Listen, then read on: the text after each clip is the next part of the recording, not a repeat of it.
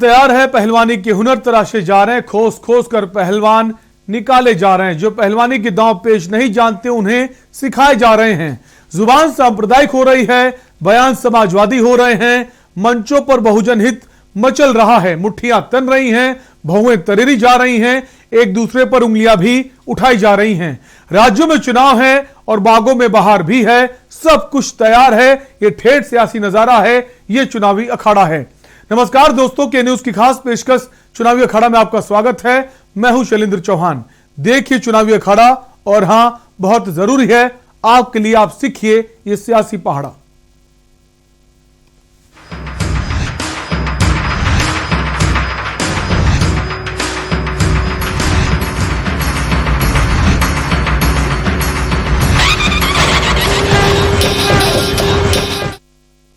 उत्तर प्रदेश के चुनाव में सारे राजनीतिक दल जाति समीकरण को सटीक बैठाने का प्रयास कर रहे हैं। प्रदेश में एक बड़ा वोट बैंक ब्राह्मणों का भी है, जिसे सारे दल अपने पाले में लाने का प्रयास कर रहे हैं। जहां सभी बड़े दलों में होड़ लगी है कि इस वर्ग को कैसे लुभाया जाए। क्या है पूरा समीकरण, बताएंगे इलेक्शन रूम से हमारी सहयोगी।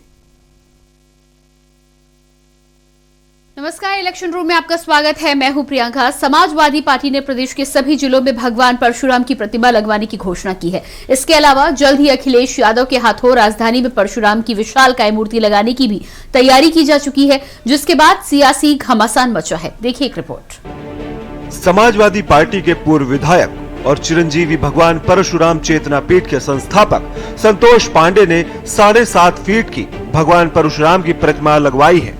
ये प्रतिमा मोहनलालगंज में पूर्वांचल एक्सप्रेसवे के करीब लगाई गई है।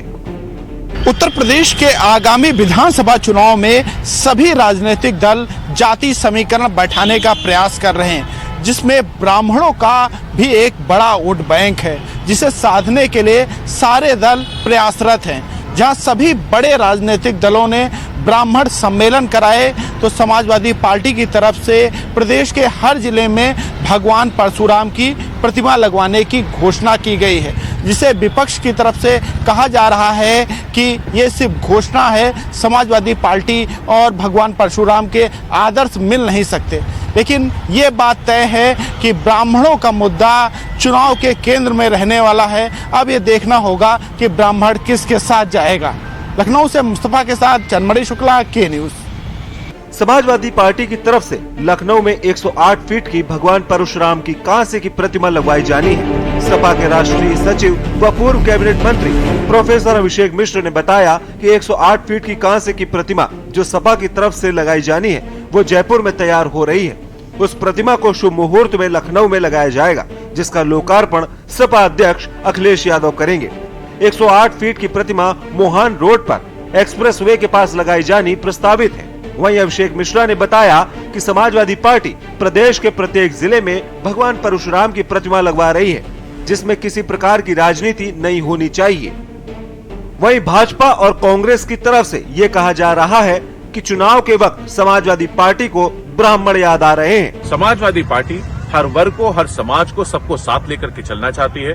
उत्तर प्रदेश को 2022 में एक जिम्मेदार, एक मजबूत सरकार जो रोजगार पे काम करे, जो सुरक्षा और स्वास्थ्य पे काम करे, जो शिक्षा पे काम करे, सिंचाई पे काम करे, बच्चों और महिलाओं के लिए काम करे, ऐसी सरकार देना चाहती है। हर वर्ग आज समाजवादी पार्टी के साथ है, खासकर ब्राह्मण वर्ग पूरी ताकत से, पूरी शिद्दत से, उनका आशीर्वाद आज माननीय अखिलेश यादव जी के साथ है।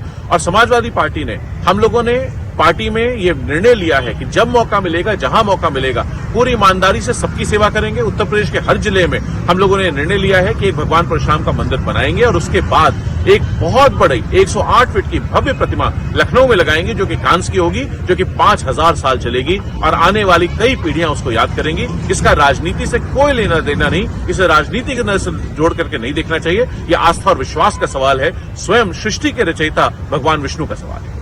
देखिए, अखिलेश जी कोई भी यत्न कर लें, उत्तर प्रदेश अखिलेश जी को जानता है। जिसके आदर्श जिन्ना हो, उसकी निष्ठा भगवान परशुराम और राम में नहीं हो सकती है। भगवान परशुराम अवतार थे भगवान के, और राम मंदिर पर कारसेवकों पर गोली चलाने वाले अखिलेश यादव समाजवादी पार्टी कितना भी छलावा कर लें, उत्तर प्रदेश की जनता और ब्राह्मण समाज, विद्वत समाज उनके बहकावे में नहीं आने वाला। अब चुनाव के समय समाजवादी पार्टी को याद आ रही है लेकिन 4.5 साल में भाजपा की सरकार में जब ब्राह्मणों को निशाना बनाकर मारा जा रहा था, परिवार के परिवार जिंदा जलाए जा रहे थे, उनकी हत्या की जा रही थी, उस समय तो कहीं पर समाजवादी पार्टी दिखाई नहीं दी।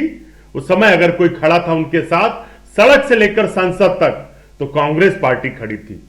समाजवादी पार्टी बताए कि जब रायबरेली में ब्राह्मण परिवार को जिंदा जलाया गया, प्रतापगढ़ में ब्राह्मण पत्रकार की हत्या की गई, एटा में परिवार को, झांसी में परिवार को जलाया गया, उस समय उन्होंने आवाज क्यों नहीं उठाई? ब्राह्मण समाज जानता है कि अगर उनका कहीं सम्मान है तो कांग्रेस पार्टी में है। कांग्रेस पार्टी ने तो 6 मुख्यमंत्री दिए, उत्तर प्रदेश में न जाने कितने मंत्री दिए। समाजवादी पार्टी बताए कि 14% ब्राह्मण समाज जो उत्तर प्रदेश में वोट की हैसियत रखता है, उसको मुख्यमंत्री बनाएंगे कि नहीं बनाएंगे, कितने टिकट देंगे। अब इन मूर्ति लगाने की ड्रामेबाजी से ब्राह्मण समाज भ्रमित होने वाला नहीं है। समाजवादी पार्टी द्वारा भगवान परशुराम की लगने वाली मूर्ति को लेकर सियासत शुरू हो गई है। सपा जहां इस पर राजनीति न करने की बात कह रही है, तो वहीं सत्ताधारी बीजेपी इसे राजनीति से प्रेरित बता रही है और चुनाव के वक्त सपा का स्टंट बता रही है। अब देखना यह है कि सियासी बयार में इसे मुद्दा बनाकर चुनावी हथियार न बना लिया जाए। इलेक्शन डेस्क के न्यूज इंडिया। और चुनावी अखाड़ा में वक्त एक ब्रेक का है, आप बने रहिए हमारे साथ। आप देख रहे हैं के न्यूज, खबरों का सारथी। 2025 में जब ये हमारा राज्य, जब ये 25 वर्ष का होगा, हम सबकी जिम्मेदारी है कि वो नंबर 1 का उत्तराखंड हो। 19-20 के फेर में ये दुनिया, 25 की सोचने वाले हमने कनेक्टिविटी को विकास का मूल मानकर कार्य किया है। इसी का नतीजा है आज उत्तराखंड पर्यटन के मानचित्र पर और अधिक मजबूती के साथ अपनी सदानत छवि को उकेर रहा है। हर क्षेत्र में हम हो आगे, उत्तराखंड हो नंबर 1, मेरा उत्तराखंड हो नंबर 1। 18,000 करोड़ से भी अधिक की विकास योजनाओं का लोकार्पण व शिलान्यास किया जा रहा है, जिसमें दिल्ली देहरादून एक्सप्रेस वे भी शामिल है। इस एक्सप्रेस वे के बनने से दिल्ली से देहरादून की दूरी मात्र 2 घंटे में पूरी की जाएगी। कुछ वर्ष पूर्व ऐसा सोचना भी अकल्पनीय सा लगता था। मौसम से बदलाव है देखे, बीते कल ने आज देखे, पगडंडी ने सड़क है देखी, नदियों ने पुल बनते देखे, हर दिन होता सुंदरता समृद्धि का संगम। हर क्षेत्र में हम हो आगे, उत्तराखंड हो नंबर 1, उत्तराखंड हो नंबर 1। जितना भी समय हमारे पास है, उस समय का हम एक एक पल और एक एक क्षण उत्तराखंड की 1 करोड़ 25 लाख जनता को समर्पित कर दिया। हमने इन 4-4.5 महीने के कालखंड में 500 से भी अधिक निर्णय कर दिए। अधिकांश की हमने जो है शासनादेश निकाल दिए। नई दिशा अब नई डगर है, ना मन में कोई अगर मगर है, दृढ़ निश्चय की अगुवाई में एक लक्ष्य पर सबकी नजर है, असंभव को संभव करते वो रखते हैं दम। हर क्षेत्र में हम हो आगे,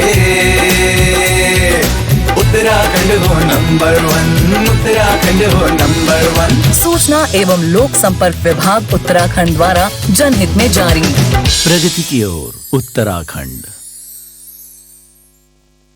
पर ये दिल है कि चख रहा है उन्हीं अल्फाजों का दूर कितना भी जाओ, इस जुबान से दूर ना जा पाओगे। विमल, बोलो जुबान केसरी। आप देख रहे हैं के न्यूज, खबरों का सारथी। ब्रेक के बाद एक बार फिर आपका स्वागत है चुनावी अखाड़ा में। उत्तराखंड में विधानसभा चुनाव से पहले कांग्रेस में फिर से घमासान मच गया है। दरअसल पूर्व मुख्यमंत्री हरीश रावत ने सोशल मीडिया में एक पोस्ट की है, जिसमें उन्होंने अपनी पीड़ा को बयां किया है। हरीश रावत ने अपनी पार्टी के नेताओं पर तंज कसते हुए कहा कि चुनाव रूपी समुद्र को तैरना है, लेकिन संगठन अधिकांश स्थानों पर सहयोग की जगह मुंह फेर रहा है। संगठन नकारात्मक भूमिका निभा रहा है। और क्या कुछ कहा हरदा ने, बताएंगे इलेक्शन रूम से हमारी सहयोगी। इस ट्वीट के आते ही कांग्रेस के भीतर बवाल मच गया। वहीं पार्टी के मीडिया सलाहकार सुरेंद्र अग्रवाल ने भी हरीश रावत के ट्वीट पर बयान देकर कांग्रेस के भीतर तूफान को और ताकत दे दी है। सुरेंद्र अग्रवाल ने अपनी ही पार्टी के प्रभारी देवेंद्र यादव को भाजपा का एजेंट करार दे दिया। देखिए खास रिपोर्ट।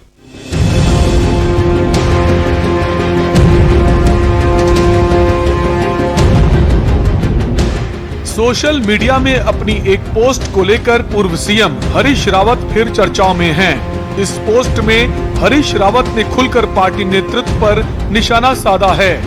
खुद को मुख्यमंत्री चेहरा घोषित नहीं किए जाने से निराश हरीश रावत ने सोशल मीडिया में कुछ ऐसा लिखा है जिससे उत्तराखंड कांग्रेस के भीतर बवाल मच गया है। हरीश रावत ने पार्टी के सामूहिक नेतृत्व में चुनाव लड़ने के फैसले पर सवाल खड़े करते हुए लिखा है कि उत्तराखंड के तमाम मीडिया सर्वे में मुख्यमंत्री की पहली पसंद के तौर पर उनका नाम सबसे आगे है, लेकिन आश्चर्य की बात है कि उनके नाम पर अभी भी पार्टी में असमंजस बना हुआ है। ऐसा लगता है कि उनके हाथ पांव बांध दिए गए हैं। हरीश रावत ने प्रदेश प्रभारी देवेंद्र यादव को भी निशाने पर लिया। इस पोस्ट के बाद जब उनसे इस पर सवाल किया गया तो देखिए हरीश रावत किसी साफ गोई के साथ सवाल को टाल गए। आज की प्रेस कॉन्फ्रेंस इस बात को समर्पित है कि राज्य के अंदर बेरोजगारी की स्थिति क्या है और बेरोजगार कितने त्रस्त हैं आज, और इसको चुनाव के विमर्श का मुद्दा बनाने और राज्य के अर्थव्यवस्था आदि पर समर्पित है। बाकी जो मैंने बातें ट्वीट के जरिए कही हैं उस पर मैं अलग से कभी बात करूं। नाराज हरदा ने किया ट्वीट, है ना अजीब सी बात। चुनाव रूपी समुद्र में तैरना है। सहयोग के लिए संगठन का ढांचा सहयोग का हाथ आगे बढ़ाने के बजाय नकारात्मक भूमिका निभा रहा है। जिस समुद्र में तैरना है सत्ता ने वहां कई मगरमच्छ छोड़ रखे हैं। जिनके आदेश पर तैरना है उनके नुमाइंदे मेरे हाथ पांव बांध रहे हैं। मन में बहुत बार विचार आ रहा है कि हरीश रावत अब बहुत हो गया, बहुत तैर लिए, अब विश्राम का समय है। दरअसल कांग्रेस आला कमान ने 2022 में केवल एक चेहरे के बजाय सामूहिक नेतृत्व में चुनाव लड़ने का फैसला लिया है, लेकिन हरीश रावत और उनके गुट के नेता चाहते हैं कि पार्टी हरीश रावत के चेहरे पर चुनाव लड़े। ये भी सच है कि 2022 के विधानसभा चुनाव को लेकर अधिकांश एजेंसियों और मीडिया हाउस के अब तक के सर्वे में हरीश रावत अव्वल रहे हैं। सर्वे में भले ही भाजपा की सरकार बनती दिखाई गई हो, लेकिन सीएम के तौर पर हरीश रावत नंबर 1 पर रहे हैं। इधर हरीश रावत ने एक ट्वीट पर अपनी पीड़ा जाहिर की तो पीसीसी के मीडिया सलाहकार सुरेंद्र अग्रवाल ने तो धमाका ही कर दिया। उन्होंने जो बयान दिया है उससे कांग्रेस के भीतर तूफान खड़ा हो गया है। सुरेंद्र अग्रवाल ने अपनी पार्टी के प्रभारी देवेंद्र यादव को भाजपा का एजेंट करार दिया है। वहीं कांग्रेस में मचे इस घमासान पर बीजेपी अपने अंदाज पर तंज कस रही है। हरीश रावत जी के हाथ बांधने की बात हो रही है, जिसमें कांग्रेस के सत्ता में वापसी के रास्ते में बाधा उत्पन्न करने की बात की जा रही है। बहुत से लोग कह रहे हैं कि प्रभारी जी पीसीसी का काम देख रहे हैं। प्रभारी जी का हम बहुत सम्मान करते हैं, परंतु प्रभारी का काम कोऑर्डिनेट करना होता है, समन्वय स्थापित करना होता है। परंतु यदि प्रभारी ही कहीं बाधा उत्पन्न कर रहे हैं तो ये तो गंभीर बात है, और लगता यह है कि भाजपा के मंसूबों को पूरा करने के लिए कोई अदृश्य ताकत जो साजिश कर रही है, उसमें हमारे कई बड़े नेता जो हैं वो शामिल हो गए हैं। नीति बहुत स्पष्ट है। अगर आप देखें तो हिंदुस्तान में जिन जिन राज्यों में कांग्रेस चुनाव में उतरी है, कांग्रेस अपनी नीतियों के आधार पर, अपने प्रोग्राम्स के आधार पर और एक केंद्रीय नेतृत्व के में ही कांग्रेस चुनाव लड़ती है। स्थानीय स्तर पर सभी सामूहिक रूप से केंद्रीय नेतृत्व के साथ उनके दिशा निर्देश अनुसार उसमें हम सब साथ देते हैं और एज ए टीम सब मिलकर एक सामूहिक रूप से चुनाव के में सामने जाते हैं। हम 5 साल से यही कह रहे हैं। वैसे तो कांग्रेस का अंदरूनी मामला हमें क्या लेना देना, लेकिन 5 साल से विधानसभा में 11 विधायक है, 10 ग्रुप हैं। विधानसभा के बाहर विपक्ष का जनादेश होता है, जनता की आवाज उठाना वहां नदारद है। 5 साल से एक विपक्ष के तौर पर राज्य के अंदर कांग्रेस की भूमिका नगण्य रही है। केवल लड़ाई रही है, नेतृत्व कौन करेगा, नेता कौन बनेगा, जनता से लेना देना नहीं है। सियासी जानकारों की माने तो हरीश रावत चाहते हैं कि पार्टी उनके नाम की घोषणा करे, लेकिन कथित प्रीतम गुट नहीं चाहता कि हरीश रावत के चेहरे पर चुनाव लड़ा जाए। अब जबकि हरीश रावत अपनी पीड़ा को खुलकर बयां कर रहे हैं, तो देखना होगा कि उनकी बातों को पार्टी नेतृत्व कब तक नजरअंदाज करता है।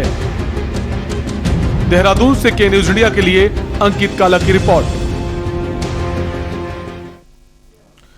और इसी खबर से एक अपडेट ये भी आ रहा है कि हरीश रावत से यूकेडी के नेताओं ने बातचीत की है, मुलाकात की है, जिसके बाद से उत्तराखंड की राजनीति में सियासी हलचल तेज हो गई है। वक्त एक ब्रेक का है चुनावी अखाड़ा में, आप बने रहिए हमारे साथ। आप देख रहे हैं के न्यूज, खबरों का सारथी।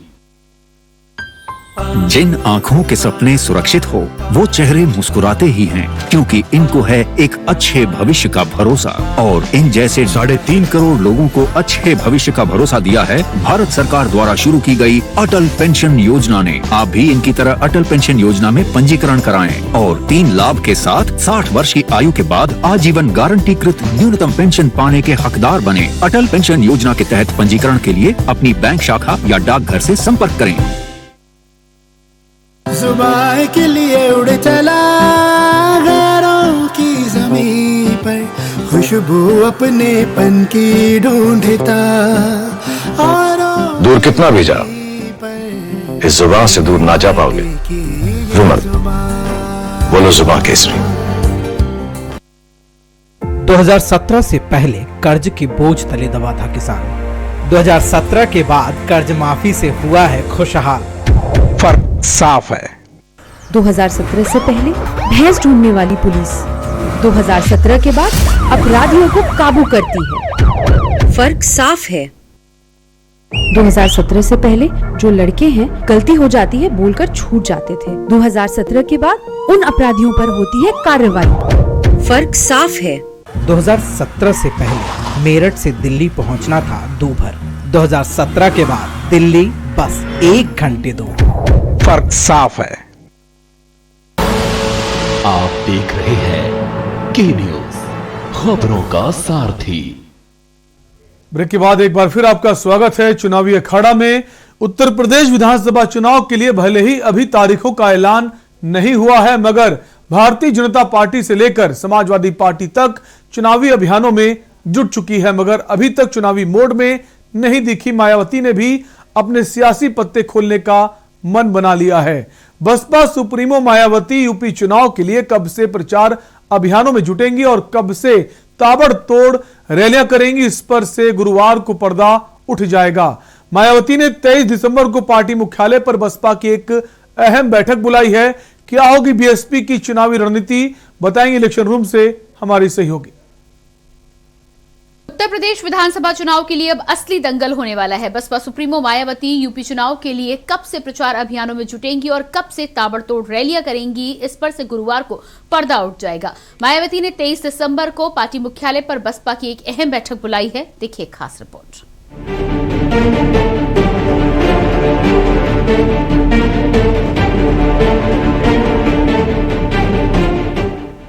23 दिसंबर को होने वाली बसपा की बैठक को लेकर माना जा रहा है कि मायावती की ये बैठक विधानसभा चुनाव के लिए रणनीति बनाने को लेकर होगी। सूत्रों की माने तो 23 दिसंबर यानी गुरुवार को होने वाली इस बैठक में उत्तर प्रदेश के सभी मुख्य सेक्टरों के प्रभारियों के साथ साथ प्रदेश के 75 जिलाध्यक्षों समेत पार्टी के दिग्गज नेताओं को आमंत्रित किया गया है। उम्मीद की जा रही है कि मायावती इसी बैठक में अपनी आगे की रणनीति का खुलासा करेंगी और पार्टी के फ्यूचर प्लान पर मंथन करेंगी। सूत्रों की माने तो यूपी विधानसभा चुनाव के लिए अपने पत्ते खोलने और अभियान का आगाज करने से पहले मायावती इस बात का पता लगाना चाहती हैं कि ग्राउंड लेवल पर बसपा की क्या स्थिति है और उसे यूपी फतह करने के लिए क्या क्या करने की जरूरत है।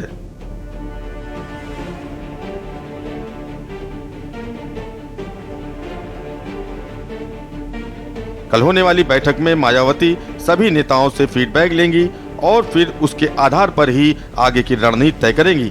फिलहाल मायावती लखनऊ में रहकर ही यूपी की सियासत पर नजर रखे हुए हैं। बसपा के अंदरूनी सूत्रों की मानी जाए तो मायावती यूपी चुनाव के समर में कब से उतरेंगी, कहां से उनके चुनावी अभियान का आगाज होगा, भाजपा और सपा के मुकाबले उनकी क्या रणनीति होगी, सब कुछ इस बैठक के बाद ही तय होगा।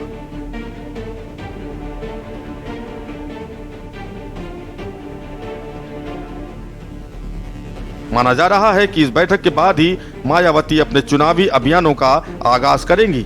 हालांकि देखने वाली बात यह होगी कि मायावती अपने चुनावी अभियान का आगाज पश्चिमी उत्तर प्रदेश से करती हैं या फिर पूर्वांचल से। पिछले विधानसभा चुनाव में बसपा की स्थिति अच्छी नहीं रही थी और पार्टी को महज 19 सीटों में ही संतोष करना पड़ा था। इन्हीं सबको ध्यान में रखकर बसपा अगली रणनीति बनाएगी। इलेक्शन डेस्क के न्यूज इंडिया।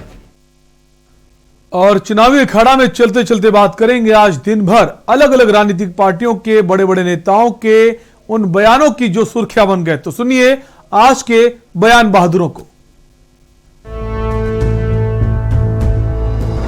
महर्षि रामायण विद्यापीठ ट्रस्ट, ये महर्षि योगी का एक ट्रस्ट है जो दलितों की 21 बीघा जमीन खरीदता है। किस तरीके से खरीदता है वो समझिए। उत्तर प्रदेश में नियम है 3.5 बीघे से अधिक जिस दलित की जमीन होगी वही अपनी जमीन बेच सकता है, अन्यथा नहीं बेच सकता। पहले एक रोंघई नाम के दलित व्यक्ति को तैयार किया गया। दलित ही दलित की जमीन को खरीद सकता है, ये ट्रस्ट के लोग जानते थे। छोटे छोटे 1 बीघे 1.5 बीघे के जमीन रखने वाले दलित जो थे वहां पे उस क्षेत्र में, उनसे रोंघई नाम के एक दलित ने 21 बीघा जमीन खरीदी। 21 बीघा जमीन खरीदी, 90 के दशक में खरीदी। और मजेदार बात यह है कि वो कई दलितों से जमीन खरीदकर वो दलित रोंघई 21 बीघा जमीन महर्षि रामायण विद्यापीठ ट्रस्ट को दान कर दे। अधिकारों की बात है, अगर हमारे सम्मान की बात है तो मैं अपने कमेरा समाज से यह आह्वान करना चाहती हूं कि पूरी ताकत से, पूरे जोश के साथ, पूरे होश के साथ एक एक गली में जाने का काम करिएगा, अपने लोगों को समझाने का काम करिएगा कि जातिवार जनगणना हमारा अधिकार है और इसे हम लेकर रहेंगे। इसलिए लेकर रहेंगे क्योंकि जब जातिवार जनगणना होगी तो हमें पता चलेगा कि हम इस देश का बड़ा समाज तो है, लेकिन बड़े में भी कितने हैं। और अगर बहुत बड़ा वाकई में समाज निकल के आता है तो हमें इस देश की सत्ता में, इस देश की नौकरियों में, इस देश की शिक्षा में, इस देश के स्वास्थ्य में, इस देश के सदन में, इस देश के हर मंदिर पर, हर पायदान पर इसका मेरा समाज को अपने हक और अधिकार अपने जाति के अनुपात में सुनिश्चित करने, और वो हक और अधिकार हम लड़कर ले लेंगे। अपनी लड़ाई हमें लड़नी है, अपने अधिकार हमको लेने हैं और वो हम लेबेस बेच दिया, रेलवे बेच दी, LIC बेच दिया, हवाई अड्डे बेच दिए। जब सब बिक गया है तो इस बार सिर्फ आपके शरीर पर वो चड्डी और नारा रह गया। अगर उनको मौका दे दिया तो इस बार आपका चड्डी और नारा भी उतार के ले जाएंगे, ये याद रखिएगा। की बात तो इस पे तो अब हम लोगों कोई फैसला नहीं किया है कि उसको है। पुरानी बातें तो हम लोगों ने दोनों ने मिलकर के खत्म वहीं पर छोड़ दी। अब मुझे आगे बढ़ना, अपनी बात रख देंगे जी, हम अपनी बात रख लेंगे, सलाह दे देंगे, फैसला अखिलेश जो भी लेंगे वो मैं मानने को तैयार हूँ। कर लेंगे, साथ साथ चलेंगे, जहाँ जरूरत होगी साथ साथ चलेंगे। पूरे प्रदेश बड़ा प्रदेश है, कहीं वो जाएंगे, कहीं हम जाएंगे, कहीं साथ जाएंगे। तो ये देखिए गठबंधन रहेगा हमारा, हमारी प्रगतिशील समाजवादी पार्टी रहेगी। देखिए हम लोग दोनों लोग मिलकर के चुनाव लड़ेंगे, हमारी प्रगतिशील समाजवादी पार्टी रहेगी।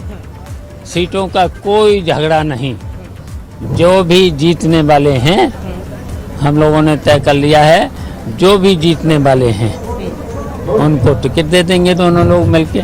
मैंने अखिलेश को मुख्यमंत्री मान लिया है, अखिलेश को नेता मान लिया है, मान लिया, अब क्या झगड़ा है। मेरी कोशिश थी पहले दिन से कि जितने भी क्षेत्रीय दल हैं, छोटे दल हैं, उनको साथ लाया जाए। उसी कड़ी में उनका भी एक दल है और बहुत सारे लोग चाहते थे कि किसी रूप में गठबंधन हो जाए या कोई रास्ता ऐसा निकल जाए जिसमें दोनों लोग एक साथ में आए। कम से कम समाजवादी पार्टी ने वो फैसला लिया है और सभी क्षेत्रीय छोटे दलों को साथ लाया। उसी में चाचा का भी एक दल है, उसको साथ लेने का काम समाजवादी पार्टी ने किया है।